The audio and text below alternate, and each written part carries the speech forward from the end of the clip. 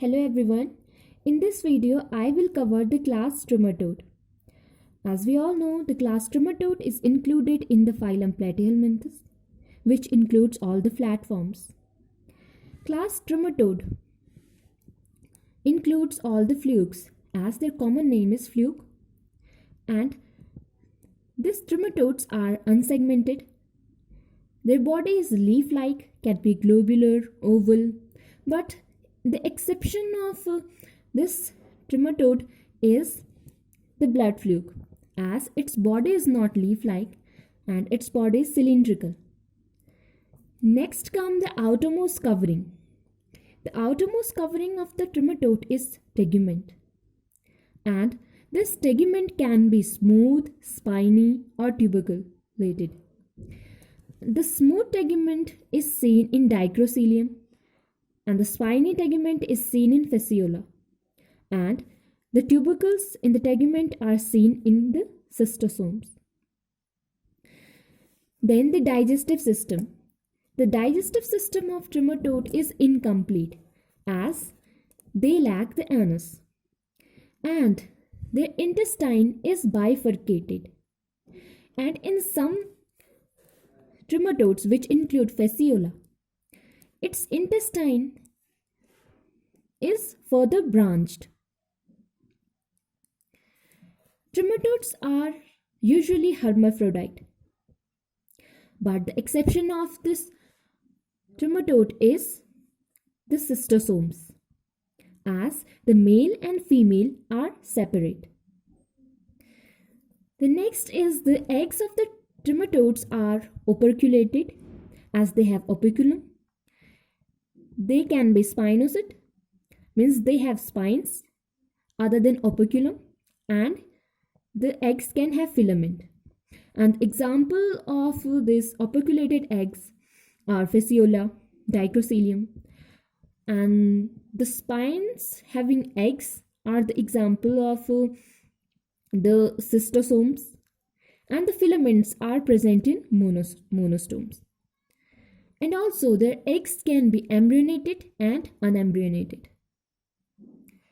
This class trematode is further subclassified into subclass Digynia, Monogynia, and Aspidogastria.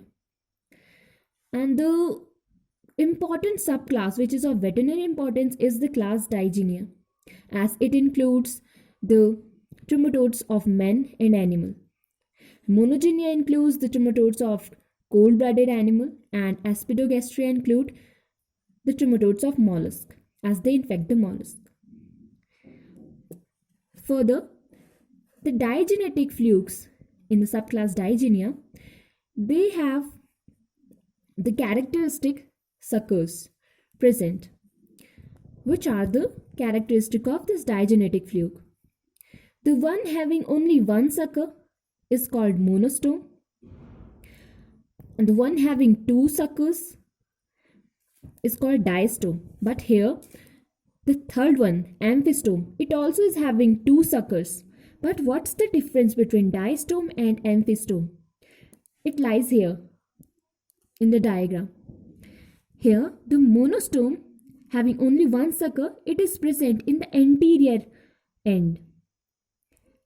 But in case of diastome, which have two suckers, one is called oral sucker and one is called ventral sucker. This ventral sucker is for the attachment purpose. The diastome, the ventral sucker, is present ventrally. But in case of amphistome, the ventral sucker is posteriorly, and it is also called as posterior sucker or acetabulum. It is present on two different ends. Hence, it is called amphistome. The examples of monostome is Notocotylos attenuatus. The example of diastome is fasciola, and the example of amphistome is paramphistome. Then comes the excretory system. The excretory system includes the flame cells for the excretion. Now, the most important is the developmental stages. The developmental stages of trematodes are eggs, miracidium, sporocyst, rhedia, cercaria, and metacercaria. The eggs is transformed to miracidium. And how is it characterized? It have cilia for movement. And also, this miracidium is the first infective stage, and it infect the first intermediate host, which is the snail. Then this miracidia is transformed to sporocyst, and the characteristic of sporocyst is having germ balls. Then the sporocyst contain rhedia, or it transformed to rhedia.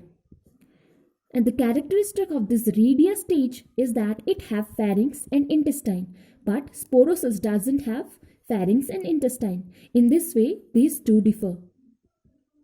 Then rhedia is transformed to cercaria. The characteristic of cercaria is that its body is classified, means it have body and a tail. And further, if the tail of the cercaria is bifurcated, then this will be the characteristic of cystosome, as its tail is bifurcated, and hence it is called Fucocercus cercaria.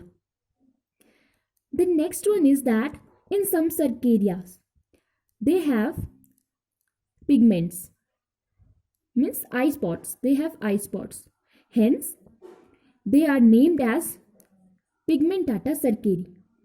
And this is the characteristic of paramphistomes. Now, the last one is the cercaria, then further undergoes development and transform to metacercari. And this metacercari is the second infective stage, and it infects the second intermediate host or the final host. The exception in this development stage is that in some trematode, they lack some development stages. Some lack one, but the exception here is the cystosoma. It lack two development stages, that is rhedia and metacercaria.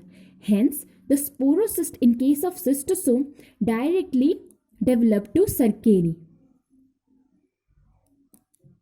So, this is all in this general introduction of trematodes. If you like this video, please do like, share and subscribe it today.